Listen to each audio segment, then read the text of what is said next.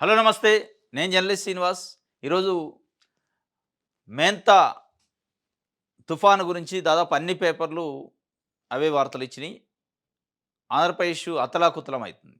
ఒక రకంగా విధ్వంసం జరిగింది. ప్రజల జీవనం అస్తవ్యస్తం అయిపోయింది.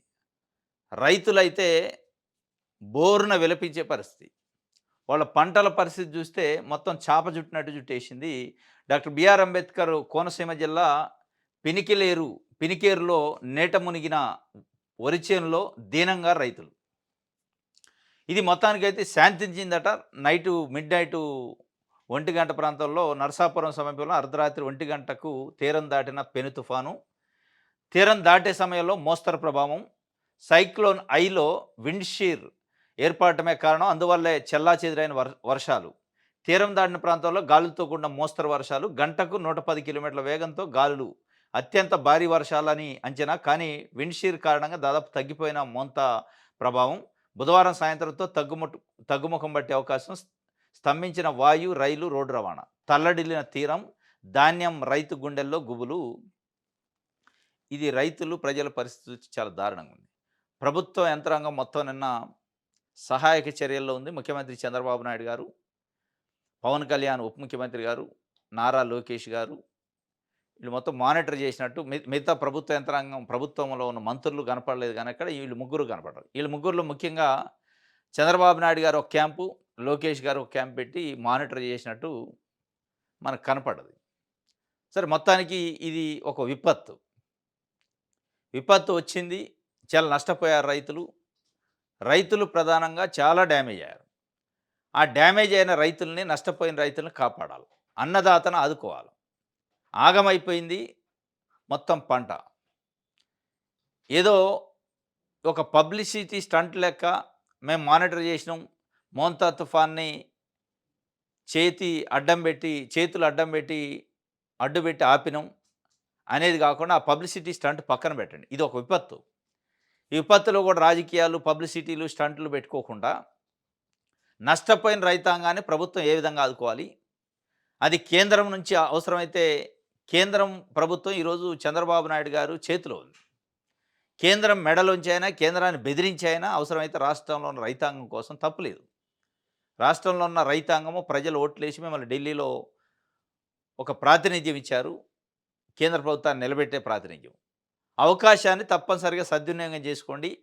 అది చేసుకోకుండా మళ్ళీ మోడీని పొగిడే కార్యక్రమం, కర్నూలులో పొగిడినట్టు నమో నమో అనే భజన చేయకుండా, రాష్ట్రానికి డబుల్ ఇంజన్ సర్కార్ వల్ల రాష్ట్రంలో రైతులకు ఇట్లాంటి విపత్తు వచ్చినప్పుడైనా కనీసం ఉపయోగపడాలి. ఎట్లాగో 15 నెలలు 16 నెలలు అయింది ప్రభుత్వం వచ్చి. అమరావతి విషయంలో కానీ, పోలవరం విషయంలో కానీ, రాష్ట్రానికి రావాల్సిన నిధుల విషయంలో చంద్రబాబు నాయుడు గారు గట్టిగా మాట్లాడలేని పరిస్థితి. అది కనపడుతుంది మనకి. అది ఎందుకు ఏంటంటే రకరకాల కారణాలు, రాజకీయ కారణాలు, ఆర్థిక కారణాలు, వారసత్వ కారణాలు అనేకం ఉన్నాయి. అయినప్పటికీ ఇట్లాంటి సందర్భంలో కనీసం విపత్తు సమయంలోనైనా, ఎందుకంటే బీహార్ ముఖ్యమంత్రి నితీష్ కుమార్ గారు బడ్జెట్లోనే దాదాపు 59,000 కోట్ల రూపాయలు కేటాయించుకుండు. మనకి ఆంధ్రప్రదేశ్కి బడ్జెట్లో 5,000 కోట్లు కూడా కేటాయించాలి. సేమ్ ఆయనకు 12 ఎంపీలు ఉన్నాయి, చంద్రబాబు నాయుడు గారికి 17 ఎంపీలు ఉన్నాయి. ఈయనకంటే తక్కువ. అయినా 59,000 కోట్ల రూపాయలు కేటాయింపులు చేయించుకున్నారు. అదంతా అయిపోయింది, గడిచిన కథ.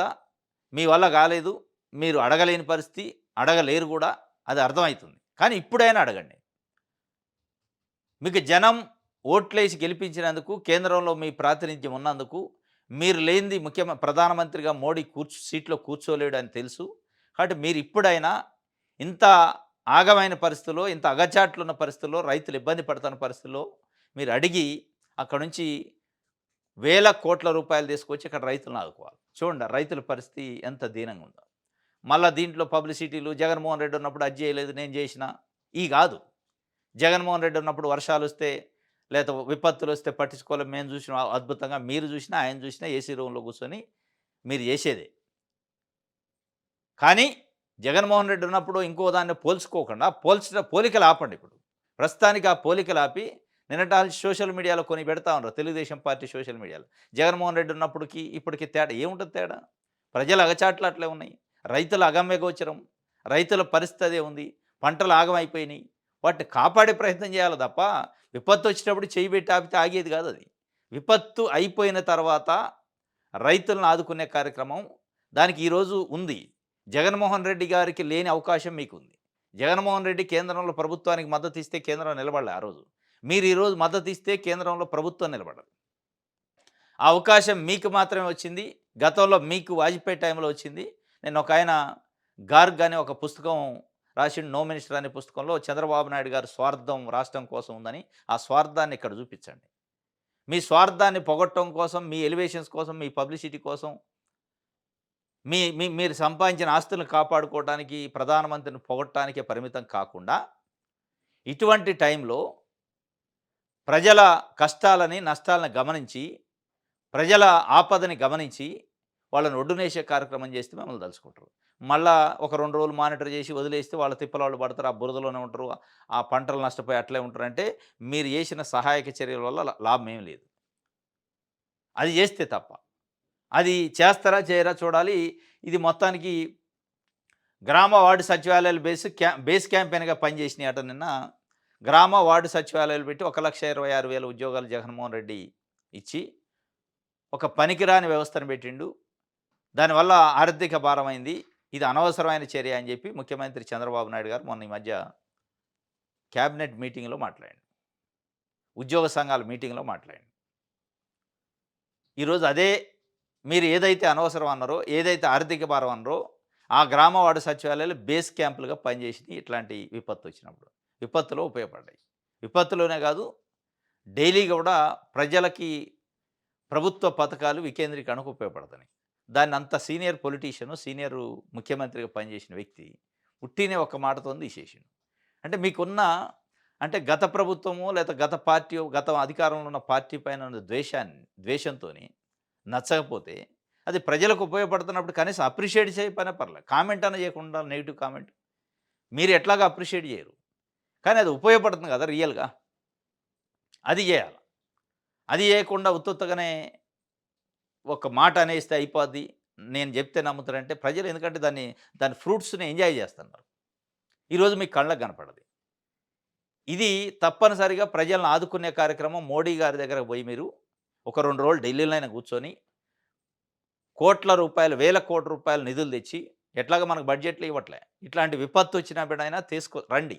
తీసుకొచ్చి రైతులకి సహాయం చేయండి. అది కాకుండా జగన్మోహన్ రెడ్డి ఉన్నప్పుడు టైం పాస్ చేసిండు, పరదాలు కట్టుకుండు, చెట్లు ఈ ఈ ఈ పనికిరాని ప్రజలకు ఉపయోగపడవి.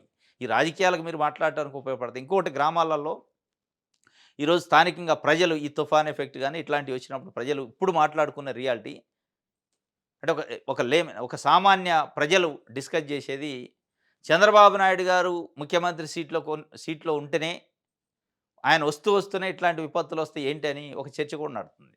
మరది యాదృచ్ఛికంగా వస్తుందా? నిజంగా మరి ఎందుకు వస్తుందో తెలవదు కానీ హుదూద్ తుఫాన్ చంద్రబాబు నాయుడు గారు ఉన్నప్పుడే. పుష్కరాల్లో తొక్కిసలాట చంద్రబాబు గారు ఆయన ఉన్నప్పుడే. తర్వాత మొన్న తిరుమల తిరుపతి దేవస్థానం దగ్గర తొక్కిసలాట చనిపోయింది అక్కడే. అప్పన్న స్వామి దేవస్థానం గోడగూలి చనిపోయారు. ఇట్లాంటి పెద్ద పెద్ద ఇన్సిడెంట్సు పదుల సంఖ్యలో ప్రజలు చనిపోయే ఘటనలు ఎందుకో మరి యాదృచ్ఛికంగానే తెలవదు. ఇది జరుగుతుందని ఒక ప్రజల్లో నేనంటలా ప్రజల్లో చర్చ జరుగుతుంది. చంద్రబాబు నాయుడు గారు వచ్చినప్పుడే మాకు ఈ విపత్తులు, ఈ ఇబ్బందులు వస్తున్నాయి. బుడమేరు వరదలు గానీ ఇయన్నీ చూసుకుంటే యాదృచ్ఛికంగా జరుగుతున్నాయా? మరి అది ఏంది అనేది తెలవదు గానీ ఇది ఒక చర్చ నడుతుంది. ఆ చర్చ అపవాదు పోవాలంటే మీరు చంద్రబాబు నాయుడు గారు ఉన్నప్పుడు విపత్తులొస్తే విపత్తుకు తగ్గట్టు ఆదుకుంటుడనే ఒక భరోసాని ఇవ్వండి. ఇది ఒక వార్త అయితే ఇంకోటి బాబు కుతంత్రం ప్రభుత్వ వైద్య కళాశాలలు నిర్మిస్తున్న వెనకబడిన చిన్న రాష్ట్రాలు కూడా 1300 కోట్లతో 4 కళాశాలలు నిర్మిస్తున్న ఛత్తీస్గఢ్ ప్రభుత్వం ఆ రాష్ట్రం కంటే మెరుగైన స్థితిలో ఉన్న ఏపీలో మాత్రం వైద్య కళాశాలలు ప్రైవేటీపరం 5,000 కోట్లు ఖర్చు కూడా చేయలేనంటూ ప్రైవేటు కట్టబెడుతున్న బాబు వైద్య కళాశాలలు వస్తే వాటికి అనుబంధంగా మల్టీ స్పెషాలిటీ ఆసుపత్రులు కూడా వస్తాయి. తద్వారా పేద ప్రజలకు ఉచితంగా నాణ్యమైన వైద్య సేవలు లభిస్తాయి. కానీ చంద్రబాబు ఈ అవకాశాన్ని కాలరాయడంపై నిపుణుల విస్మయం. జనకోటి త్రికరణ శుద్ధి గళమెత్తిన సంతకం మెడికల్ కాలేజీల ప్రైవేటీకరణపై ప్రజా ఉద్యమం ఊపందుకున్న కోటి సంతకాల సేకరణ రాష్ట్ర వ్యాప్తంగా వైఎస్ఆర్సీపీ ఆధ్వర్యంలో రచ్చబండ కార్యక్రమం. ఇది కేవలం సంతకం కాదు కోటి గుండెల నిరసన అంటూ గర్జన. ఇది చంద్రబాబు నాయుడు గారు మెడికల్ కాలేజీల పైన చేస్తున్న కుతంత్రానికి వ్యతిరేకంగా కోటి సంతకాల ఉద్యమం నడుస్తుంది. ఇప్పటికే అనేక ఉద్యమాలు నడిచాయి. కోటి సంతకాల ఉద్యమం నడుస్తుంది. ఇది కేవలం సంతకం కాదు. ఇది ఒక కోటి మంది ప్రజల గుండె చప్పుడు అని చెప్పి ఒక గర్జన అని చెప్పి తీసుకున్నారు. పక్కనున్న ఛత్తీస్‌గఢ్ రాష్ట్రం ఆంధ్రప్రదేశ్ కంటే చాలా వెనకబడి ఉంది. చిన్న రాష్ట్రం. ఆర్థికంగా గాని, భౌగోళికంగా గాని. అయినప్పటికీ 1,300,00,00,000 ఖర్చు పెట్టి సొంతంగా వాళ్ళు 4 మెడికల్ కాలేజీలు కడుతున్నారు. మన దగ్గర 10 మెడికల్ కాలేజీలను ప్రైవేట్ పరం చేయడానికి టెండర్లు పిలిచిండు. అంటే నిజంగా చంద్రబాబు నాయుడు గారు కట్టలేని పరిస్థితే? మెడికల్ కాలేజీలు కట్టలేనంత మరీ దీనంగా రాష్ట్రం ఉందా? మెడికల్ కాలేజీలు ఒక 10 మెడికల్ కాలేజీలు కట్టలేనంత దీనంగా నిజంగానే రాష్ట్రం ఉంటే, రాజధాని ఏం కట్టిద్ది? పోలవరం ఏం కట్టిద్ది? బనకచెర్ల ఏం కట్టిద్ది? అయితాయా అవి? కావు. కానీ కట్టలేని పరిస్థితి ఏమి లేదు. కట్టగలిగే స్తోమతే ఉంది. కట్టగలరు. ప్రభుత్వం కావాలనుకుంటే కట్టిద్ది. వద్దనుకుంటుంది. పేద ప్రజలకి ఉచిత వైద్యాన్ని, పేద విద్యార్థులకు ఉచిత వైద్య విద్యని దూరం చేయాలనే ఒక కుతంత్రం జరుగుతుందనేది ప్రజల్లో ఒక చర్చ. మెడికల్ కాలేజీలు కట్టలేని వాళ్ళు అమరావతి ఏం కడతారు? పోలవరం ఏం కడతారు? మిగతా మీరంటున్న బనకచెర్ల ఏం కడతారు? వేల కోట్ల రూపాయల ప్రాజెక్టులు ఏం కడతారు? కాబట్టి మీరు కోటి సంతకాలు పెట్టినా, గర్జనలు చేసినా, ఉద్యమాలు చేసినా చంద్రబాబు నాయుడు గారు ఫిక్స్ అయ్యి ఉన్నారు. అంటే కట్టకుండా ఉండట్లేదు. కట్టగలిగే ఉన్నారు. కాకపోతే వాటిని వేరే వాళ్ళకి కట్టబెట్టాలనే ఒక ఆలోచన ఆయనకు ముందు నుంచే ఉంది. ఎన్నికలలో వాళ్ళకి స్పాన్సర్ చేసిన వాళ్ళకో, లేకపోతే ఆయన అనుచరులకో, ఆయన చుట్టూ ఉండే కోటరీకో వాళ్ళకి ఆ మెడికల్ కాలేజీని కట్టబెట్టాలనే కారణంతోనే కట్టలేమని ఒక కుంటి సాకు చెప్తుంది. ఇక దీనికి కొన్ని పత్రికలు, టీవీ ఛానళ్ళు మెరుగైన వైద్యానికి ప్రైవేటు పీపీపీ పద్ధతిలో చేస్తేనే వస్తది కదా! లేదంటే రాదా మెరుగైన వైద్యం? ప్రభుత్వం అందించలేనిది పీపీపీ ఎక్కడి నుంచి అందిస్తది మెరుగైన వైద్యం, మెరుగైన వైద్య విద్య? అంటే ఇదంతా వ్యాపారం కోసం. 5, 6 కోట్లు పెట్టి సీట్లు అమ్ముకోవాలి. ఆ సీట్లు అమ్ముకునే గల్లా పెట్టి ఎవరైతే చంద్రబాబు నాయుడు గారు అనుకుంటున్నారో వాళ్ళకి కట్టబెట్టాలి. ఇదనమాట. ఇది మొత్తం కట్టలేక కాదు, గల్లా పెట్టె కోసం కథ. ఈ కుతంత్రం పైన కోటి సంతకాల ఉద్యమం నడుస్తుంది అని చెప్పి రైట్. నా చావుకు కారణం టీడీపీ నేతలే, కాల్మాని ఆగడాలకు బలైన కాపు మహిళ. టీడీపీ నేతల టార్చర్ తట్టుకోలేకపోతున్నా 2 లక్షలు తీసుకొని 1,30,000 రూపాయలు తిరిగి చెల్లించేశా. అయినా రోజు ఇంటికి వచ్చి గొడవ చేస్తున్నారు. చెల్లిస్తానన్నా వినడం లేదు. తీవ్రంగా వేధిస్తున్నారు. సెల్ఫీ వీడియో తీసుకుంటూ కాపు మహిళ బలవన్మరణం. ప్రధాన నిందితుడు టీడీపీ మండల కన్వీనర్, గుంటూరు జిల్లా వెంగళాయపాలెంలో ఘటన. ఈపూరి శేషమ్మట పురుగుల మందు తాగుతుంది, సెల్ఫీ వీడియో తీసుకుంది. కాల్మనీ ఉక్కుపాదం మోపుతా అంటాడు చంద్రబాబు నాయుడు గారు సెక్రటరీలో కూర్చొని. ఇక్కడ అదే కాల్మనీని నడిపేది తెలుగుదేశం పార్టీ నాయకులు. లేదా బెల్ట్ షాపుల పైన ఉక్కుపాదం మోపుతా అంటాడు, బెల్ట్ తీస్తా అంటాడు. ఆడ మాట్లాడుతుంటే ఇక్కడ ఇంప్లిమెంట్ చేసేది మళ్ళీ వీళ్ళే తెలుగుదేశం పార్టీ నాయకులు. మండల కన్వీనర్ అట 2 లక్షలు తీసుకుందట, 1,30,000 రీపే చేసింది. ఇంకొక 70,000 బకాయింది. విత్ ఇంట్రెస్ట్ ఉండొచ్చు. చెల్లిస్తా అన్నది, అయినా వేధింపులు తట్టుకోలేని పరిస్థితి. ఇంటికి వచ్చి పరువు తీసి గొడవ చేసే పరిస్థితి. ఇక అనివార్యంగా ప్రాణాల మీద తెచ్చుకొని ఆత్మహత్య చేసుకోవడానికి సెల్ఫీ వీడియో తీసింది. ఇప్పుడు ఏమంటాడు ఈ చంద్రబాబు నాయుడు గారు? ఎందుకంటే బయటకు వచ్చింది కాబట్టి హుటాహుటిన సస్పెండ్లు, చర్యలు ఉంటాయి. ఇంక అంతే, అంతవరకే. ఇక తర్వాత ఏముండదు. మొన్న కందుకూరులో ఏం జరిగింది? లక్ష్మయ్య నాయుడుని కారుతో గుద్ది తెలుగుదేశం పార్టీ నాయకుడు చంపేస్తే, చావపోతే మళ్ళీ వచ్చి గుద్ది చంపితే అక్టోబర్ 2 నాడు జరిగితే అక్టోబర్ 20కి ఏమో వంగలు ఎంతగానే కొంతమంది నాయకులను పంపారు పరామర్శకి. ఎట్టి పరిస్థితులు ఉపేక్షించలేదు. సీరియస్గా యాక్షన్ తీసుకోండు. హుటాహుటిని వెళ్ళమన్నాడు ముఖ్యమంత్రి. హుటాహుటిని 2వ తారీఖు జరిగితే 18వ తారీఖు దాకా, 20వ తారీఖు దాకా హుటాహుటి అంటారు దాన్ని. అదే రోజు జరిగినాక గంటలలో పోతే హుటాహుటి అంటారు. ఆడ కమ్మ కాపు ఇష్యూ వచ్చింది. దాన్ని చల్లార్చడానికి 10 ఎకరాల భూమి ఇది అదని ఏదో ప్రకటించారు. దీనికి ఇదనమాట ఇష్యూ. జరిగితే బయటికి వస్తే తప్ప ఇప్పుడు ఇక్కడ కూడా వస్తుంది. సెల్ఫీ వీడియో వచ్చింది కాబట్టి ఆ వ్యక్తిని సస్పెండ్ చేస్తారు. ఆమెకు ఏదో ఆర్థిక సాయం ఇవన్నీ చేసి ఎలివేషన్ ఇస్తారు. ఇట్లా బయటికి రాని విషయాలు చాలా జరుగుతున్నాయి కాబట్టి వ్యవస్థీకృతంగా జరగాలి తప్ప చర్యలు. ఒక వ్యక్తి మేము చర్యలు తీసుకొని వదిలేస్తే కాదు అది. ఇది సాక్షికి సంబంధించి రైట్ విషయాలు అందరూ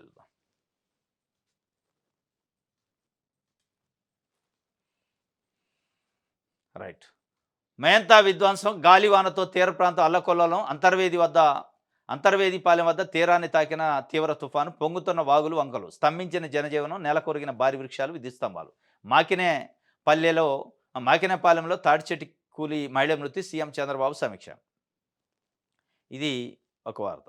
8వ వేతన కమిషన్కు ఆమోదం, ఎరువుల సబ్సిడీకి అనుమతి, ఢిల్లీలో వాయు కాలుష్య నియంత్రణకు చర్యలు, కేంద్ర కేబినెట్ నిన్న కొన్ని నిర్ణయాలు తీసుకుంది. 8th పే కమిషన్ పీఆర్సీ వచ్చింది.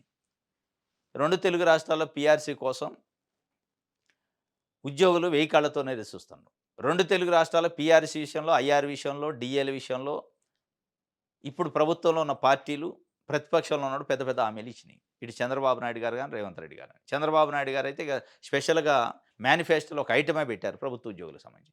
పీఆర్సీ, ఐఆర్, మీకు బకాయిలు, హెల్త్ కార్డులు, డిఏలు, నేను వచ్చిన వెంటనే మొత్తం సమస్యల పరిష్కారం అయితే అన్నాడు. దాన్ని మొత్తం చాప కింద చుట్టి పక్కన పెట్టేశారు.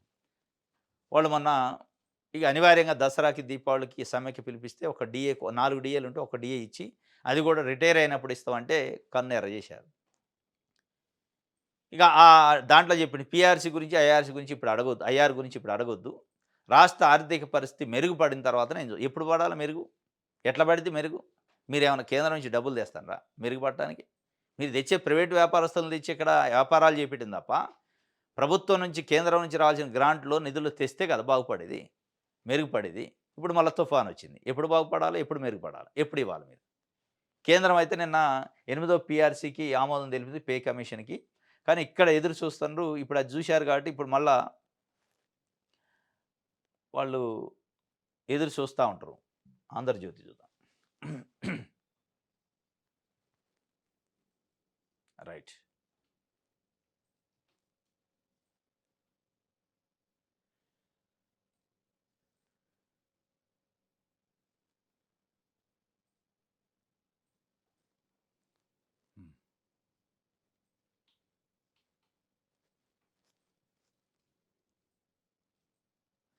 ఇంటికో ప్రభుత్వ ఉద్యోగం, అధికారంలోకి వచ్చిన 20 రోజుల్లోనే పాత పెన్షన్ విధానం కూడా అమలు, బీహార్లో మహాకూటమి మేనిఫెస్టో, తేజస్వి ప్రాణ్ పత్ర అభివర్ణన.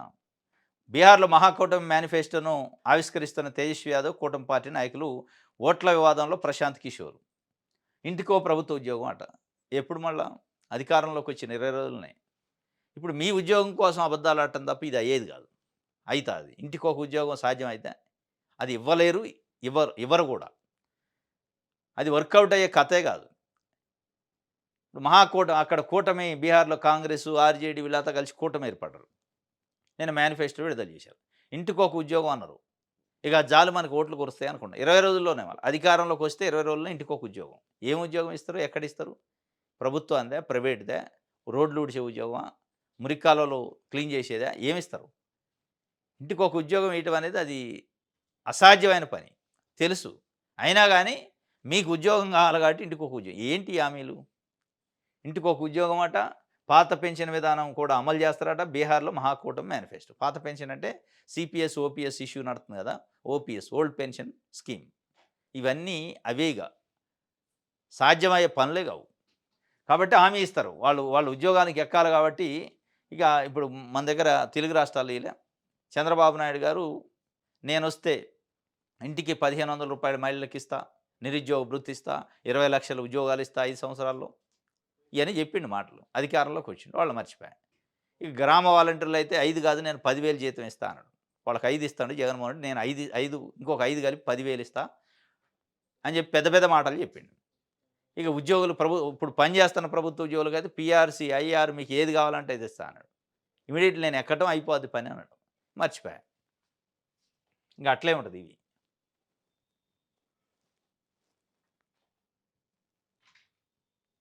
రైట్. ఆంధ్రప్రభలో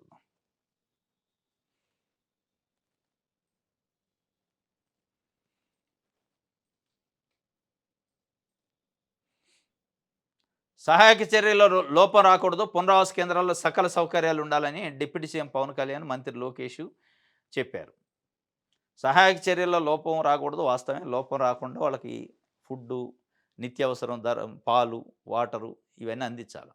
వాటితో పాటు ఇది అయిన తర్వాత నష్టపోయిన రైతాంగానికి, నష్టపోయిన ప్రజలకి డిప్యూటీ సీఎం, సీఎం కలిసి మోడీ దగ్గర కూర్చొని 2 గంటలు ఆయన కూర్చోండి. మా ప్రజలు ఓట్లేస్తే మీరు ప్రధానమంత్రిగా సీట్‌లో కూర్చున్నారు. మా ప్రజలు ఇబ్బందుల్లో ఉన్నారు, విపత్తులో ఉన్నారు, నష్టపోయారు. ఆ నష్టాన్ని, కష్టాన్ని పూడ్చే బాధ్యత మీది. అది పూడ్చితే తప్ప మేము ఢిల్లీ నుంచి పోమని బలవంతంగా ఆడ కూర్చొని, ఒప్పించి నిధులు శాంక్షన్ చేయించుకొని రండి. అది ఆ లోపం రాకుండా చూసుకున్నట్టు. ఇదేదో 2 రోజులు హడావుడి చేసి, పబ్లిసిటీ స్టంటులు చేసి వదిలేస్తే కాదు. దిశ పేపర్ చూద్దాం. రైట్.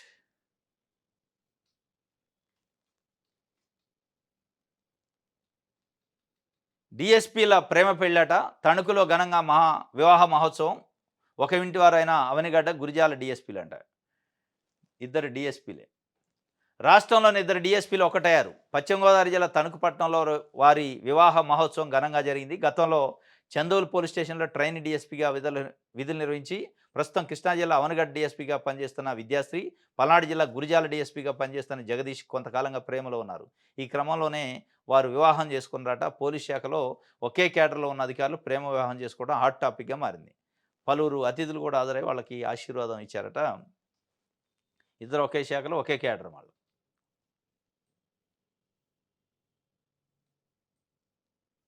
రైట్. ఇది దిశకు సంబంధించి ఈనాడు.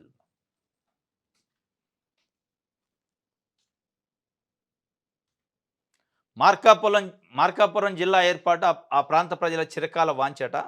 దానికి కేబినెట్‌లో డెసిషన్ తీసుకున్నారు. జిల్లాల పునర్వ్యవస్థీకరణపైన మంత్రివర్గ ఉపసంఘంతో సమీక్షిస్తున్న ముఖ్యమంత్రి చంద్రబాబు, ఉప ముఖ్యమంత్రి పవన్ కళ్యాణ్. వైకాపా హయాంలో అశాస్త్రీయంగా జిల్లాల విభజన, నియోజకవర్గాల పునర్విభజనను పరిగణలోకి తీసుకోవాలి. మంత్రివర్గ ఉపసంఘం భేటీలో చంద్రబాబు సూచన. అంటే మార్కాపురం సూచన చేసిండు. మార్కాపురం ఇంక అయిపోయినట్టే. ఎందుకంటే ఆయన దృష్టిలో ఉంది.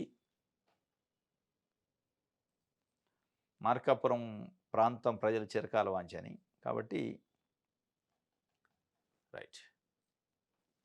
ఇంటికో ఉద్యోగం అంటే ఉచిత విద్యుత్ అట బీహార్లో. Right. V Kaveri bus driver arrest అయిందంటున్నా. V Kaveri bus driver Miriyala Lakshmaiah arrest కావడానికి ఇన్ని రోజులు పట్టింది. 19 మంది ప్రాణాలు పోతే.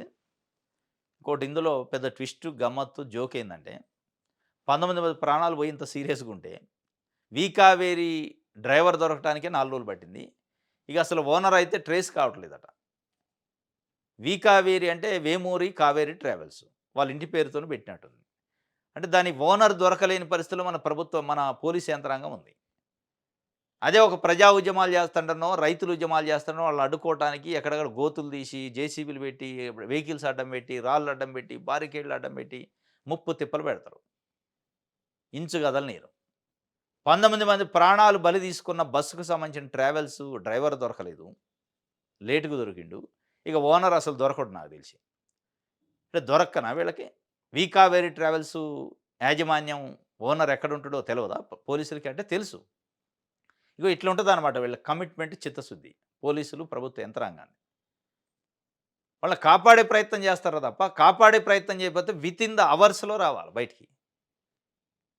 టీములు ఎడిపోయినాయి, సిటీలు ఎడిపోయినాయి, పోలీస్ టీంలు వేసి చేస్తారు కదా, హడావుడిగా మేము పట్టుకున్నాం అంటారు కదా.